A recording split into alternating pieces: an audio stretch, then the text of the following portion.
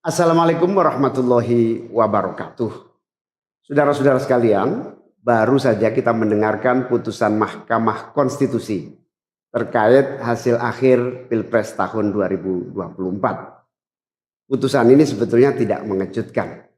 Putusan hari ini mengkonfirmasi bahwa kita semua termasuk MK tak kuasa menghentikan laju pelemahan demokrasi di negeri kita tercinta.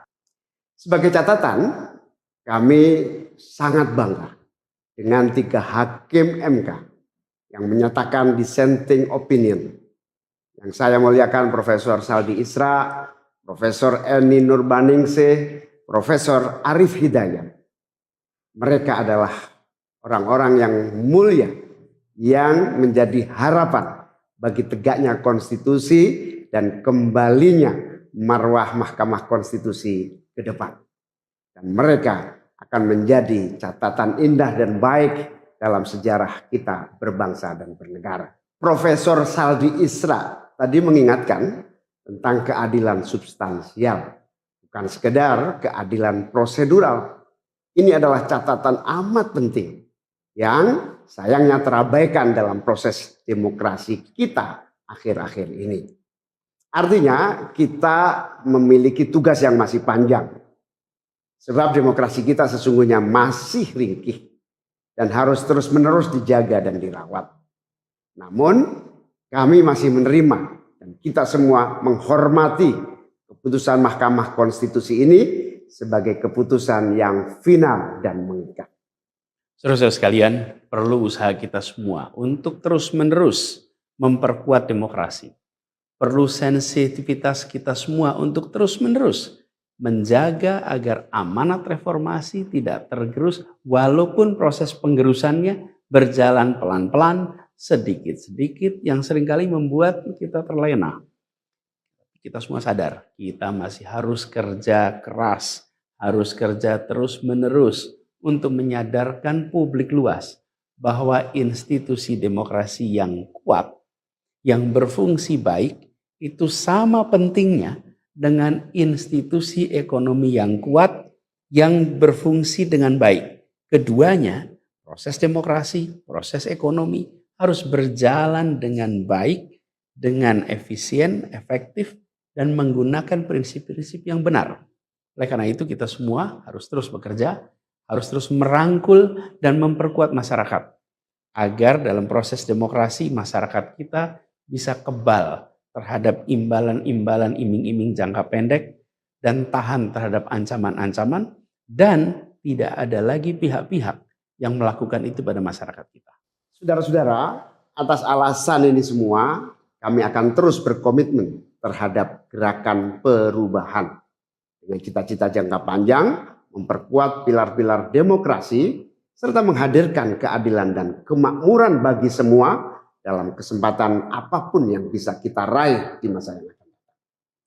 Cita-cita kita untuk membangun negara yang menjamin keleluasaan berbicara dan kebebasan mengkritik.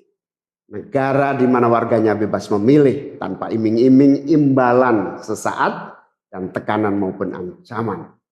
Ini tidak akan berhenti. Kita harus terus berjuang bersama-sama. Namun saudara-saudara, kepada seluruh para pendukung yang telah menitipkan aspirasi perubahan kepada kami sebagai capres dan cawapres, kami harus sampaikan, disinilah ujung perjuangan konstitusional kita dalam Pilpres kali ini. Keputusan MK hari ini menjadi penanda berakhirnya Pilpres tahun 2024. Keputusan MK hari ini menjadi penanda berakhirnya seluruh proses Pilpres 2024. Saudara sekalian, salah satu prinsip demokrasi yang baik adalah peaceful transition of power. Perpindahan kewenangan yang berjalan dengan damai dari presiden petahana yang segera akan berakhir masa jabatannya kepada presiden terpilih. Dengan segala catatan tentang problematiknya proses Pilpres 2024 kali ini, kami berkomitmen untuk menjaga prinsip peaceful transition of power itu. Dan kami memilih untuk menjadi bagian yang terus menjaga, terus membangun mutu demokrasi di Indonesia. Oleh karena itu, pada hari ini kami menyatakan bahwa bagi kami proses Pilpres 2024 telah terlewati seluruh fasenya. Kami sampaikan kepada Pak Prabowo dan Pak Gibran, selamat menjalankan amanat konstitusi, selamat bekerja menunaikan harapan rakyat yang kini diembankan di atas pundak bapak-bapak berdua. Saya sempat berkali-kali ditanya pendapat pribadi tentang Pak Prabowo. Dan saya jawab, beliau adalah seorang patriot. Hari ini saya terus mempercayai sebagai seorang patriot. Beliau adalah seorang yang telah mengalami pendidikan modern sejak usia belia dan berasal dari keluarga intelektual yang amat terpandang. Maka Pak Prabowo tentu paham bahwa dalam demokrasi yang baik, menerima keberadaan oposisi sebagai partner dalam bernegara, menjaga keseimbangan dan independensi 3 cabang kekuasaan, yaitu eksekutif, legislatif, yudikatif. Lalu menjamin kebebasan media sebagai pilar keempat demokrasi, serta yang tidak kalah penting adalah menjaga kebebasan rakyat di dalam bersuara, di dalam mengungkapkan pendapat, di dalam berserikat berkumpul dalam sebuah proses demokrasi. Dan sebagai seorang patriot terdidik, saya percaya Pak Prabowo akan mengembalikan dan akan menjaga nilai-nilai demokrasi ini di masa-masa Indonesia ke depan. Saudara-saudara sekalian, dalam kesempatan ini izinkan kami menyampaikan rasa terima kasih sedalam-dalamnya kepada seluruh pihak yang telah membersamai perjuangan kami. Partai pengusung, Partai Nasdem, PKS, PKB, teman-teman Timnas Amin, teman-teman tim hukum nasional, seluruh teman-teman relawan, para ulama, para tokoh-tokoh agama, para pakar dan rekan-rekan media. Semua yang telah ikut berjuang bersama-sama mendukung perubahan. Mengorbankan banyak tenaga, pikiran dan harta demi memperjuangkan aspirasi perubahan. Saya ucapkan terima kasih. Juga pada anak-anak muda. Anak-anak muda yang pada Pilpres kali ini memberi warna baru, membawa pesan optimisme, pesan kreativitas, pesan inovasi, pesan kebaruan.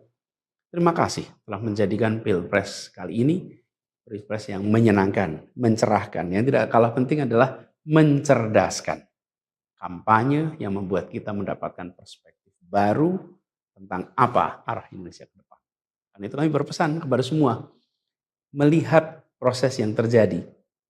Proses politik sering nampak kotor dan berujung pada kecewaan. Tapi jangan sampai itu semua membuat kita berputus asa pada proses politik.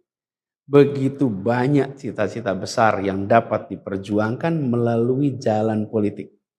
Bila saat ini kondisinya masih begitu mengecewakan, justru ini adalah tanda, ini adalah pengingat bahwa perlu semakin banyak dari kita semua yang mau berjuang di jalan politik.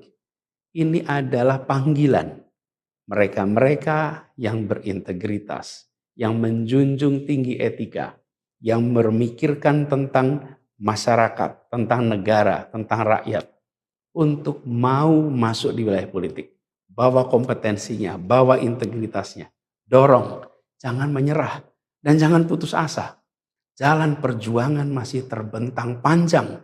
Sepanjang usia Republik ini masih terbentang jalan pengabdian untuk melakukan perubahan bagi keadilan, bagi kesejahteraan, bagi kemakmuran kita semua. Dan itu dibutuhkan kemauan untuk mau terlibat di dalam proses politik. Jangan putus asa, mari kita jalan terus untuk perjuangan ini. Teman-teman semua, marilah kita lanjutkan perjuangan. Mengubah yang memang perlu diubah. Melanjutkan perjuangan untuk memperbaiki apa yang memang perlu diperbaiki.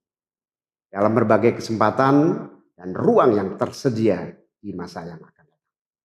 Insya Allah, saya dan Mas Anies akan terus membersamai teman-teman semua di dalam memperjuangkan kebaikan dan perbaikan menuju Indonesia yang adil dan makmur untuk semua. Tetap semangat, jaga stamina, perjuangan masih panjang. Izinkan kami menyampaikan terima kasih. Terima kasih kepada semua.